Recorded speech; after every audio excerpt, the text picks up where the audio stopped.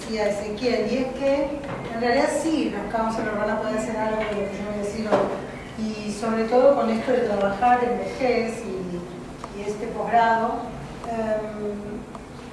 quiero que por lo menos ustedes hoy se lleven herramientas para detectar ciertas cuestiones en las personas y saber si es un problema neurocognitivo, si es un problema psicológico, si es un problema familiar. Hoy lo vamos a aprender desde esta evaluación al principio y luego en la rehabilitación. Entonces tenemos dos clases.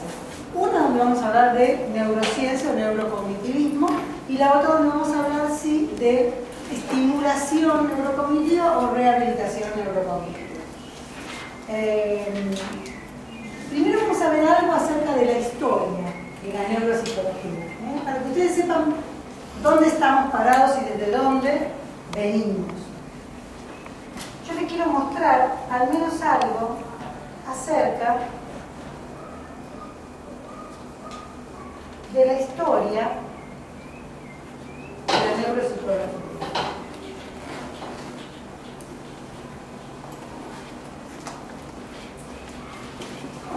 Lo vamos a ver. Hasta que llegamos a esto hoy, de abrirle a la persona la tapita del cerebro, pasó mucho tiempo.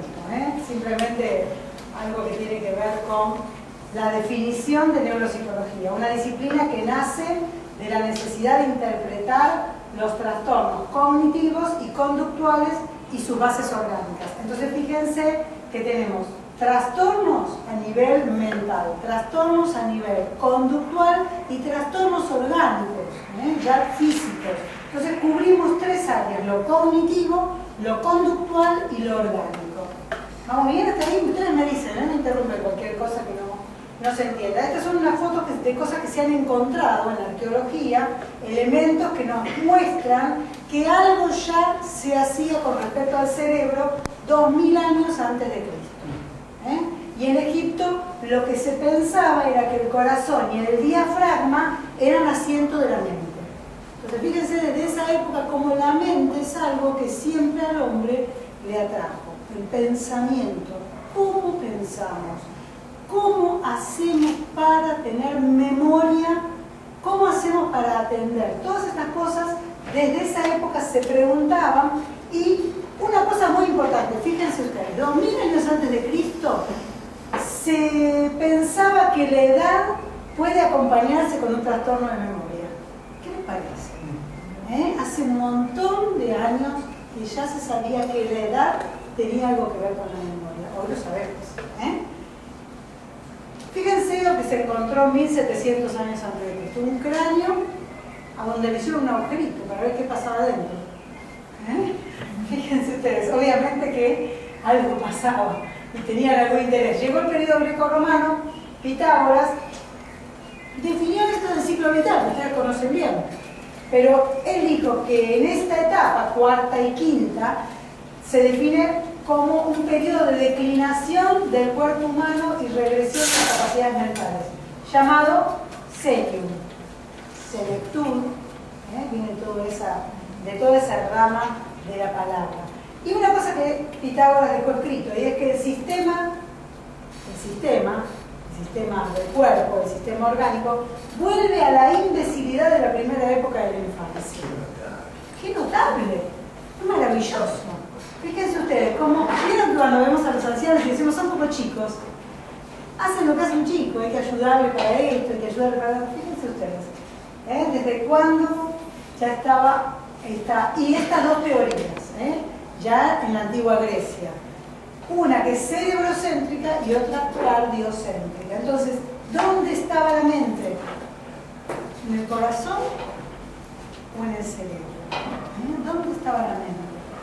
Y el cerebro como asiento de todas las conductas. Fíjense qué nombres renombrados, ¿no? Hipócrates, el creador de los 4 temperamentos, el que escribió sobre esto, y después vamos a ver si aparece una foto, un power, en donde indica justamente que tenemos la capacidad de el temperamento basado en 4 áreas, flemático, melancólico, sanguíneo, pero también tiene que ver con colores, y lo definieron con colores. El sanguíneo lo puso como que se lo imagina, como rojo, le puso colores. Entonces uno puede entender que había algo que tenía que ver con el carácter, con el temperamento, con el funcionamiento de la mente y también con las conductas. ¿Cómo es esa persona? Hoy hablamos de personalidad, pero en esa época se hablaba de todo esto. El cerebro como asiento de la inteligencia. Se definía la paranoia. Cosas, pero fíjense en qué época. 400 años antes de Cristo. Esto es lo que le decía. Fíjense cómo Hipócrates puso colores a cada uno de los temperamentos. Amarillo o de aire, negro o de tierra, biliar, de agua, de fuego, y les dio colores para marcar los temperamentos. Pero esto tenía que ver con la personalidad, tenía que ver con el desarrollo de la mente, tenía que ver con cómo es la persona a nivel cognitivo. Platón, el cerebro es el asiento de un proceso mental. El cerebro, fíjense Aristóteles, qué interesante. El cerebro es un radiador que enfría la sangre que viene del corazón. ¿Vieron cuando nosotros hablamos? Un radiador. ¿Viste cuando vos decís, pensalo fríamente, racionalizar, pensalo fríamente? Estás diciendo, si lo pasás por el cerebro, enfriás la emoción. Ya no estás con una bronca bárbara, con un fuego interno que te desata, se te sale la chaveta. No, pasalo por la mente. Pasalo por el radiador, decía Aristóteles, 335 años antes de Cristo. Claro, como pasar de lo visceral a lo lógico. Claro, a lo cerebral, a lo racional. Salís del impulso, salís de la emoción, vas a lo racional. Y el corazón, dice, es asiento de un proceso mental. Él decía que había 2 lugares donde se trabajaba la mente. No es cardiocéntrica o cerebrocéntrica, sino que veía que las 2 cosas eran importantes para el funcionamiento del cerebro. Bien, vamos a ir pasando, no quiero dedicar mucha historia. Bacon lo que hizo era pensar que había zonas en el cerebro, y no se equivocó tampoco. Él decía, a ver, la imaginación está más en lo frontal, y acá en lo temporal está el juicio y el pensamiento, y quizás más atrás está la memoria. Vamos a poner zonas, pero ya está definiendo que hay lugares específicos en el cerebro, 1000 años después de Cristo.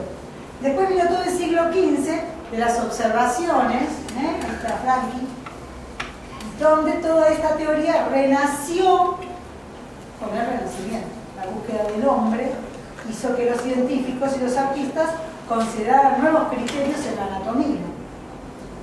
Bueno, este hombre, Andrea Vesalius, fue el que describió anatómicamente el cerebro.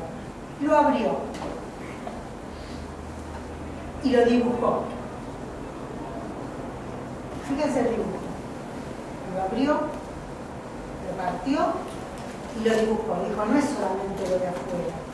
Vamos a ver qué hay adentro. Y se encontró con que con el cuerpo calloso en el medio. Dijo, wow, estos son 2 hemisferios, pero acá hay una cosa entera en el medio que une estos 2. Fíjense este dibujo de 1543.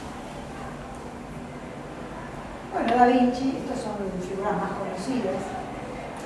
Descartes, en esta época, ya hablaba de mente y alma, ustedes lo saben. Pero para que él hable de la mente y haga una diferenciación con el alma, tuvo que estar toda esta historia. A él no se le ocurrió un día sentado y haciendo fuerza, pensando, bueno, a ver cómo lo dividimos, Esta mente que él divide del alma venía con toda una historia de 2000, 3000 años. Galvani, Luigi, descubrió las células. ¿Qué hizo para descubrir las células que producen electricidad? Las tiñó, se inyectó tinta, y vio cómo se movían y cómo empezaba a ser la sinapsis, que él llamó electricidad, en su laboratorio experimental. Acá hay algo muy interesante, y empezaron a haber 2 teorías, una localizacionista y otra holística. como su nombre lo indica, uno localizaba zonas del cerebro y otro decía que toda la mente se movía en un conjunto. Entonces ahí hay dibujos donde dicen, bueno, este es el asiento de tal actividad. Si uno lo puede ver en detalle, hay distintas actividades. Por ejemplo, en uno está alguien escuchando, en el otro está alguien hablando, y ahí empiezan a darse cuenta que las funciones del cerebro son diferentes según la zona. De esto ustedes deben haber hablado, síndromes cognitivos focales, lo vieron en el DSM, afasias, agnosias, apraxias. Distintas escuelas, una tiene que ver con la realidad de imágenes, la memoria, como nosotros podemos imaginar. Ahora imaginemos un pino. A ver, imaginen un pino. ¿Lo pueden visualizar? Decimos la palabra pino, pero hay una imagen en la memoria. Localización de la función del lenguaje. Nosotros sabemos que si hay algo que interfiere en el cerebro, puede ser cualquier una ACV, cualquier afasia, cualquier área del cerebro que toca el lenguaje, esa localización va a estar afectada.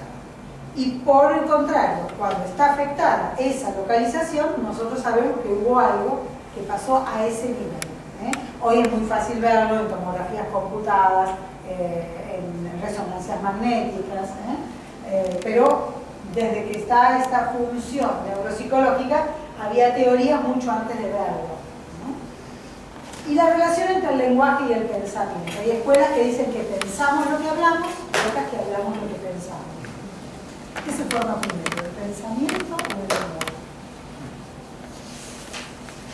Bueno, cada una de estas escuelas va a decir, por ejemplo, el localizacionismo va a decir que hay una copia de la experiencia sensible, en lo que nosotros entendemos como visual, como auditivo, como experiencia sensible, se nos hace una imagen en la memoria. Entonces ponemos una representación mental en cada una de estas imágenes.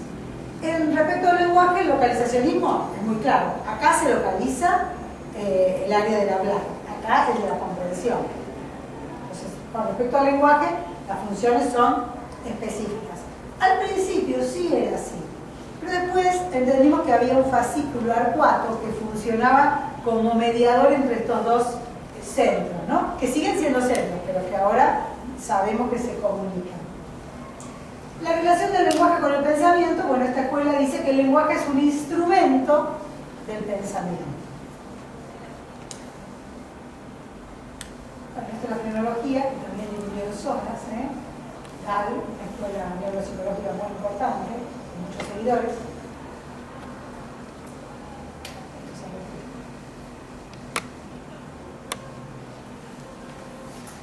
A ver, voy a pasar sin hablar algo de Broca.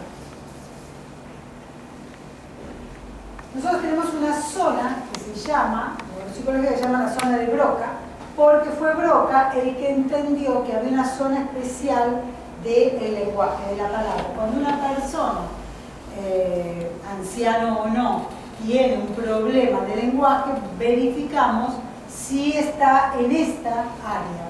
Hay otra persona que juntamente con él se dio cuenta de que además de un área del lenguaje, que es esta, hay otra que es esta, la violeta, la roja y la violeta. Este Carl Wernicke es el que descubrió que hay un área de la comprensión de la palabra. Entonces no solamente sé decir la palabra, sino que además puedo entender el significado. Cuando ustedes hablan de significado y significante, hablan de esta área. Si la persona no puede significar, es porque tiene una alteración en este lugar, biológicamente hablando, anatómicamente hablando. Entonces, ahí vemos las áreas. El área de Broca es el área donde se habla, el área de Wernicke donde se hacen imágenes desde lo auditivo. Yo dije la palabra pino, la dije con la boca, ustedes la escucharon y la significaron, la representaron. Este es el fascículo arcuato que yo les decía. Se llama fascículo arcuato a esta unión que hay entre lo que hablamos y lo que escuchamos. Fíjense ustedes, una persona sordomuda va a tener una deficiencia en este lugar del cerebro. Y vemos los cortes, el córtex visual, que está acá atrás, en el área occipital, el córtex auditivo, el fascicular 4 en la oída, el área primaria motora. Yo no sé si vieron en alguna de las clases que esta es el área motora. ¿Vieron eso? Sí. Muy bien.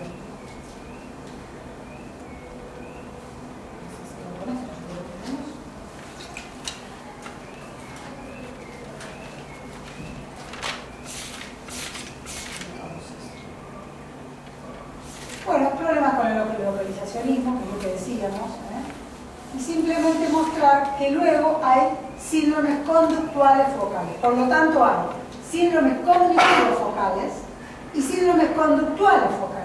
Por ejemplo, todos los trastornos que ustedes ven de conducta social, de ansiedad, de depresión, estos son conductuales. Entonces dijimos, la neuropsicología toma síndromes cognitivos, síndromes conductuales. Les quiero contar esta historia, no sé si alguien les contó la historia de Phineas. Bien, entonces no la contamos. Sí, el otro día. Pero yo la vi sí. en YouTube después. Bueno, Sí. ¿quién sabe? Pero contásela. A ver, ¿qué le No pasó? todo. Contame vos, ¿qué le pasó? Al pobre Phineas. Era un empleado de un ferrocarril, Sí. que era súper inteligente y laborioso y bueno, muy querido, una persona muy caballera, con valores. Bueno, tuvo un accidente y después del accidente que se le traspasó un... Esta es la foto real, Sí. Está en el museo, sí. Y después del accidente que se recuperó increíblemente, digamos que con todas las conductas, digamos, de él podía ser intelectualmente estaba perfecto, Sí. hablando, y pasaron unos meses y empezaron a ver cambios en su, cambios pero abruptos en su personalidad. En su personalidad. Sí. Bueno, Era agresivo, se volvió agresivo, perdió el trabajo, no sé, todas las cosas que le pasaron. empezó a fallar.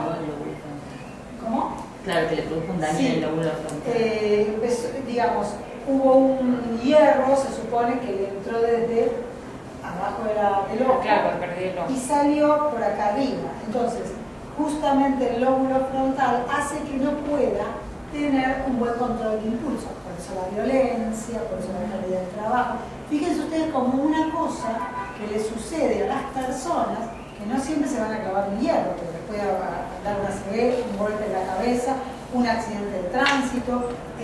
Todas estas cosas van a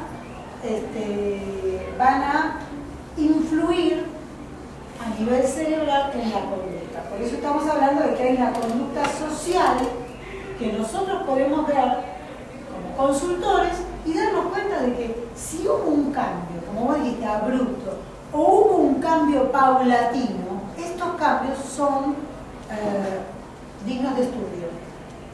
Y vamos a ver la semana que viene cómo estudiamos a esos cambios con respecto a quién nos dice que cambió. ¿Cómo nos damos cuenta que cambió? Bueno, razón y emoción, mente y cerebro. Y quiero llegar acá. Que luego de los síndromes cognitivo y conductual puede haber un síndrome difuso de deterioro y de demencia. Yo hoy quiero hablarles de lo que se llama deterioro cognitivo leve. ¿Vieron eso? Muy bien. Muy importante. Vimos demencias, pero no vimos deterioro cognitivo. Bueno, muchas, la mayoría de las patologías no empiezan